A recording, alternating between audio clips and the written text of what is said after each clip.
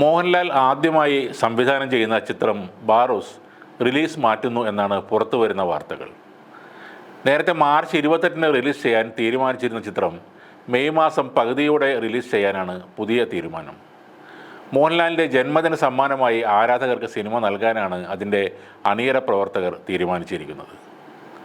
May 21-നാണ് super star മോഹൻലാലിൻ്റെ ജന്മദിനം. പൃഥ്വിരാജ് നായകനായി എത്തുന്ന ആടുജീവിതത്തിൻ്റെ റിലീസ് നേരത്തെ മാർച്ച് 28-ലേക്ക് മാറ്റിയിരുന്നു.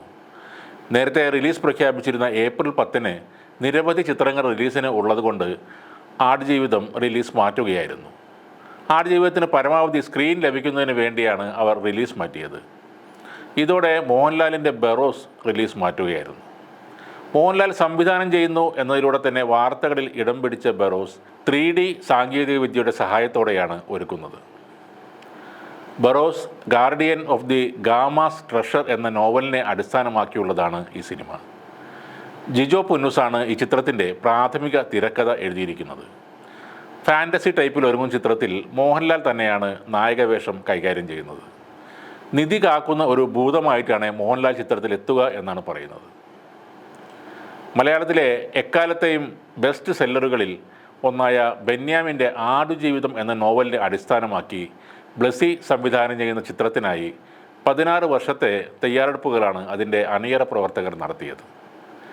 10 വർഷം നീണ്ട തിരക്കഥ രചനയ്ക്കും 6 വർഷത്തോളം നീണ്ട നിർമ്മാണ പ്രവർത്തനങ്ങൾക്കും ഒടുവിലാണ് ചിത്രം റിലീസിനായി ഇപ്പോൾ ഒരുങ്ങുന്നത്. 2008-ൽ പ്രാരംഭിക വർക്കുകൾ ആരംഭിച്ച ആടുജീവിതം വർഷങ്ങളുടെ തയ്യാറെടുപ്പുകൾക്കൊടുവിൽ 2018-ലായിരുന്നു ചിത്രീകരണം ആരംഭിച്ചത്. ഏറ്റവും അധികം നാളുകൾ നീണ്ടുപോയ ചിത്രത്തിൻ്റെ ഷൂട്ടിംഗ് കഴിഞ്ഞ വർഷം ജൂലൈ 14-ലാണ് പൂർത്തിയായത്.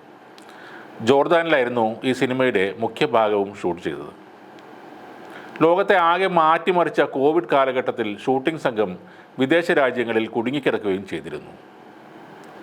ഈ റിലീസ് മാറ്റിവെക്കുന്നവരുടെ മോഹൻലാൽ ചിത്രം ഭയക്കുന്നത് പൃഥ്വിരാജിൻ്റെ അഭിനയത്തെയോ അദ്ദേഹത്തിൻ്റെ താരപദവിയെയോ അല്ല എന്നത് വ്യക്തമാണ്. ബ്ലസിയുടെ സംവിധാന മികവും ബാറോസ് സിനിമയ്ക്ക് ഒരു പ്രശ്നമല്ല. എന്നാൽ ആടുജീവിതം എന്ന നോവൽ മലയാളികൾ ഉണ്ടാക്കിയ ആ വലിയ ഇമ്പാക്റ്റിനെ അവർക്ക് പേടിച്ചേ പറ്റൂ. ഗൾഫ് മലയാളികളിൽ ഈ പുസ്തകം വായിക്കാത്തവർ ഉണ്ടാവില്ല എന്ന് തന്നെ പറയാം.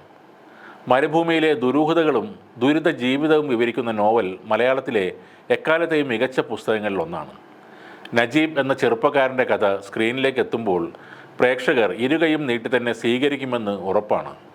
മോഹൻലാലും ബറോസും പിൻവലിയുന്നതും അതുകൊണ്ട് തന്നെയാണ്.